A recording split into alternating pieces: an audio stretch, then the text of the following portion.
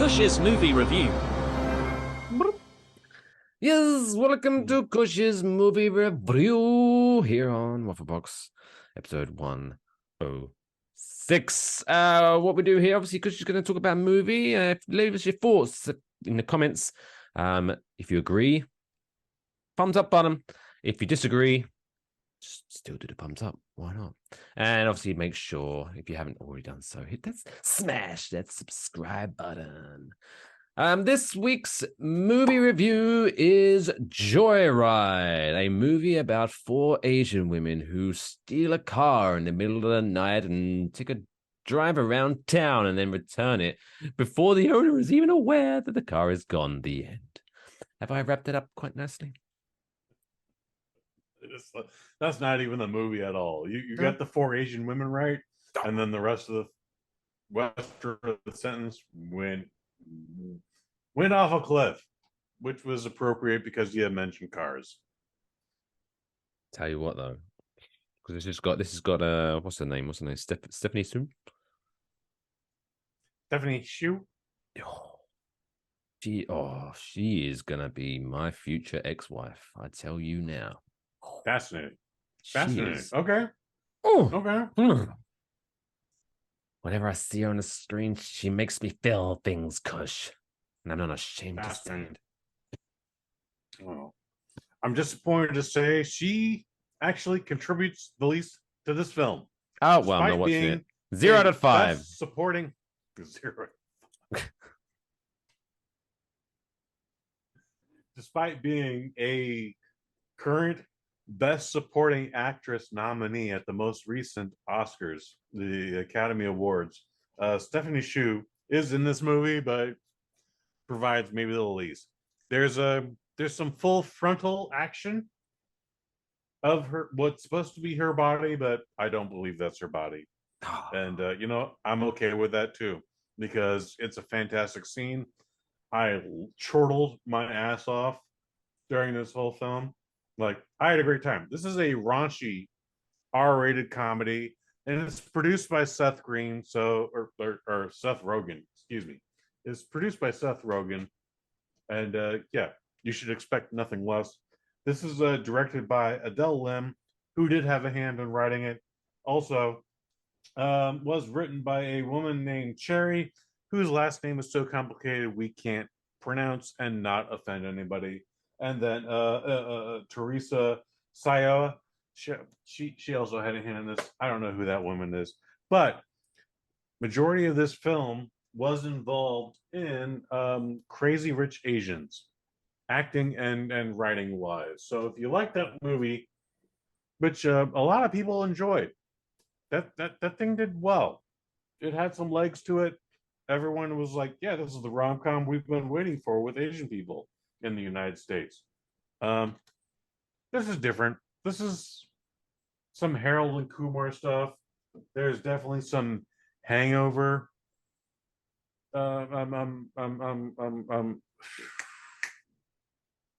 Comparisons to the Hangover for sure. And then there's other stuff going on that has been a part of Seth Rogen's repertoire. But anyway, it stars Ashley Park, Sherry Cola, not Cherry Cola, but for some reason I have a feeling like she's making fun of Aquafina. Cola. Yeah, I feel like she's making fun of Aquafina, but I'm not 100% sure. But she is the funniest woman in this film, and I want to see more Sherry Cola. Also, Sabrina Wu, if I'm saying that correctly. I don't think I am. And with these glasses on, I didn't write that down correctly. She does a from The Hangover. What's his name? The man child. Come on, Mike Fish. You know The this man answer. child? From The Hangover, the retard. Oh, Zach Galifianakis. Zach Galifianakis. Thank you. Wow. A lot of this movie, she's doing a Zach Galifianakis impression, and I would sincerely wish you would edit this, but I know you don't, so that's my problem. Anyway, and then Stephanie Sue is in this, and she's fine in it too, but meh. Meh. She's not the biggest part of this film. Um, this is a fantastic film. It's 95 minutes long. I laughed my ass off. It, as I predicted, would bomb this opening weekend. It came out in sixth place. It made not a lot of money. Made like $5.5 million. I don't know what its budget was. I can't imagine it was a lot, but shit. If you want to see a bunch of funny Asian women doing a bunch of raunchy shit, this is the movie for you. And you need to see this now because it's going to be taken out of theaters after tomorrow, being Thursday. Okay, Damn. this thing bombed. I knew it wasn't going to do good. I didn't think it was going to bomb this hard, but yeah, Middle America was just like, we don't relate to this. There it Where's the is. white people? Um, where are the white people? They're in this movie, but they are treated as boobs, and some white people got offended by that. And guess what? We're in a situation where we're trying to represent everybody, and guess what? White people don't like being represented as boobs Well, I am a or boob. or stupid ass people or I am a etc boob. etc I like etc. boobs. Yeah, well, I like boobs too, but still, um, there's a lot of funny stuff that happened in this movie. There's also a story in this Oh, thing, and oh. when we're I not do like it doing when my movies have stories. when we're not doing the funny stuff, when we're not doing the funny raunchy stuff, yeah, man. Kush Hayes might have shed a tear or two because like we related. Like, oh shit, you're trying to find your your actual biological parents, and oh, you can't find them anymore. That's disappointing. So look, there's a fun movie here. There's a great story here. The biggest crime is that even Asian America didn't show up for this film. Only 5 million, $6 million showed up for this movie. There's way more Asian Americans in this. And by the way, we go to Singapore, we go to China, we go to South Korea. There's plenty of Asian representation. There's a lot of talk about Asian racism as far as like Asian on Asian racism. Oh, that's a thing. It's a thing. We make fun of white people in this, but white people be stronger than that. Okay, guess what? This is what Chinese people are talking about you every day. Oh, Sorry, I've been sucks to be just you. from first-hand experience. I did live in New Jersey near a place called Palisades Park, which is very Break it down, Mike very Fish. high Korean population in Mm, that area. mm, And I tell you okay, what, if you want to hear some racist jokes towards Japanese people, just go to a and I bar do. full of Korean people. And I'm not blanket statement, I'm not saying all Korean people are racist against Japanese people. I'm just saying that wow, wow.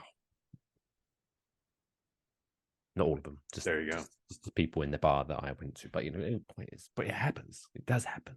Asian on There's Asian. plenty of Asian on Asian racism. There's plenty of Asian on white racism. And guess what? Shit made me laugh every time because I was like, yeah, I knew they were saying this shit about me this entire time. And Give us guess some what? examples. I know it's That's spoilers, but come on, give us some examples. What do they say about white uh, people? I have no specific examples, sir. Oh. I drink during these screenings, okay? So don't ask me for specific lines. They're there. I Racism. promise you they're there. But they're funny also because that's how it is. All right. You don't have to be offended by it, but guess what? When you're the majority in the town and there's only like 7 Asian people, yeah, they're talking all that shit about you. They're like, I don't relate here.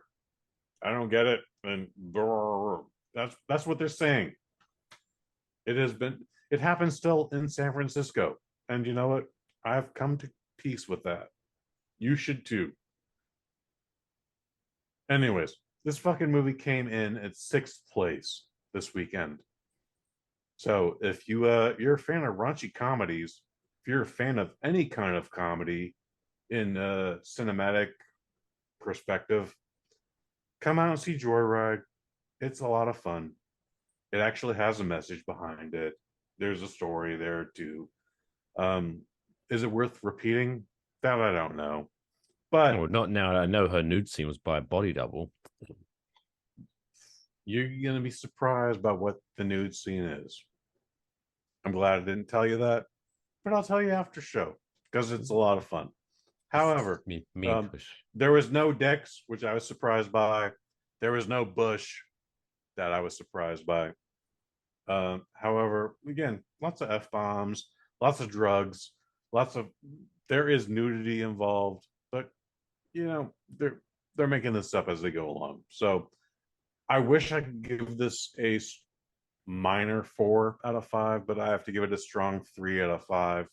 Um, but yeah, if you want to support raunchy comedies and you're upset that there aren't any, go see this because only $5 million worth of people saw this.